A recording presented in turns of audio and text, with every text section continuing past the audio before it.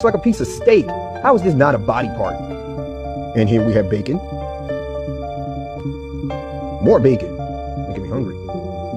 They want you to believe that tall people was a rare thing, but they were all over the world. It was a lot of tall people. They just kept it hidden from us. So there's images of it. You got the internet. You can find anything now.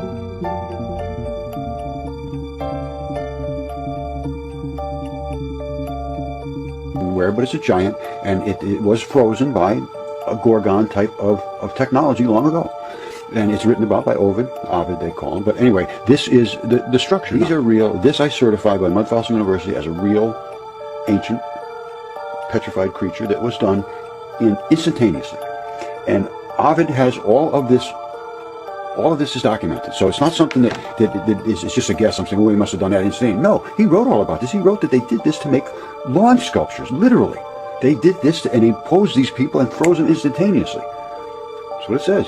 You see all of the blood flowing down. That's the part where I showed you before how the different types of muscle is darker here and separated. It was alive. That's all there is to it. It was alive. Things that I have found, such as this dragon-scaled throat, which is attached to a gigantic, enormous dragon.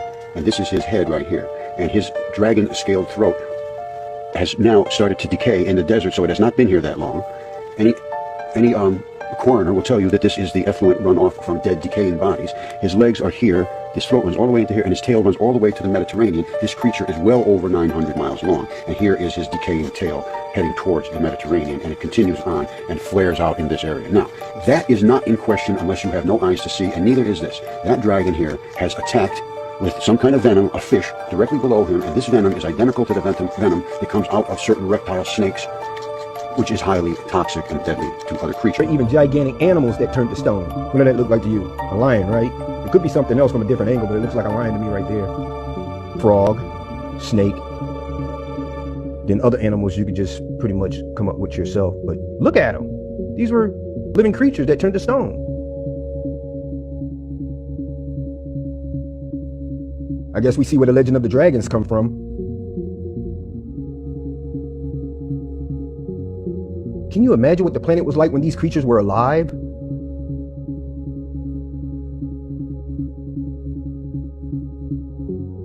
Looks like a toad, doesn't it? And these right here are supposed to be whales. Now, someone actually found a well-preserved body part. You have giant doorways.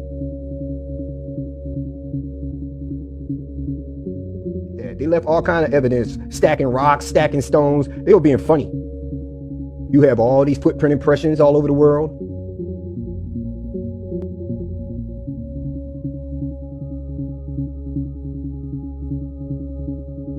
The mountains are actually giants that died and turned into stone. And yes, they can turn into stone. Everything can turn into stone. But if you look at the mountains and you see the features, you can't help but to think, is it really possible? Because they do look like human faces. And I believe some of them are.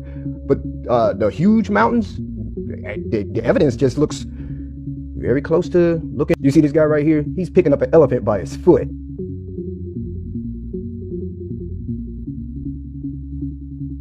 Look at this. You think these books were made for regular people? These books were made for giants. Who's going to pick up a book like this and carry it with them and turning pages? Who put this book on a ship? Who uses this book as a map? This book was made for a giant.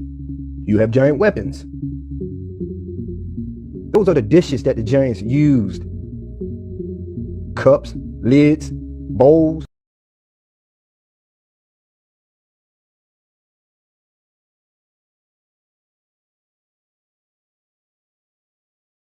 Sometimes in the amber, which is tree sap, hardened, petrified, sometimes they find air bubbles. The air bubbles, when they suck them out and analyze them, are 50% more oxygen than we have today. The air we're breathing now is 21% oxygen. What if it was 35%? If the atmosphere originally was 35% oxygen and double the air pressure, just breathing would be exciting. Baby Jessica was 18 months old, and her left leg slipped down in a pipe. Her right leg came up behind her, and she did the splits. She slid down 20 feet inside an 8-inch pipe. She was down there for 2.5 days. They tore up the neighborhood trying to get that kid out of there, out of that pipe. When they finally got her out, her right leg was completely black from lack of circulation. One of the doctors said, we have to cut her leg off right now. It's black, no circulation. Another doctor said, hey, before we start cutting stuff off, let's try putting her in a hyperbaric oxygen chamber. in a what? Hyperbaric, high pressure oxygen chamber. They put Jessica in one of these things and pumped it up to double normal pressure with pure oxygen. Within a few hours, her leg turned pink. They restored circulation. They finally had to cut off half of her little toe. She would have lost her whole leg had it not been for hyperbaric therapy. Dr. Kimori in Japan started raising tomato plants with filtered sunlight. He used a mirror system to collect sunlight and send it through fiber optic cable to his plants. So the plants would not be getting ultraviolet light or x-rays, only sunlight, pure light, okay? His tomato plant grew 16 feet tall and produced 900 tomatoes. This is one plant. They moved it to a shopping center, built scaffolding to hold up the branches. They said this thing might produce 10,000 tomatoes. It ended up growing over 40 feet tall and produced 15,000 tomatoes off one plant. They were cherry tomatoes, but his were coming off baseball size. I think maybe the whole earth was that way. I think it had not only a canopy to filter out the radiation, it had increased air pressure, richer CO2, pure gene code, better soil, and the birds chirping is what opens up the leaf cells so they can breathe in the morning. One guy got curious, why did the birds start chirping an hour before sunrise? Well, they've discovered that frequency of the chirp, chirp, chirp opens up the stomata under the leaf.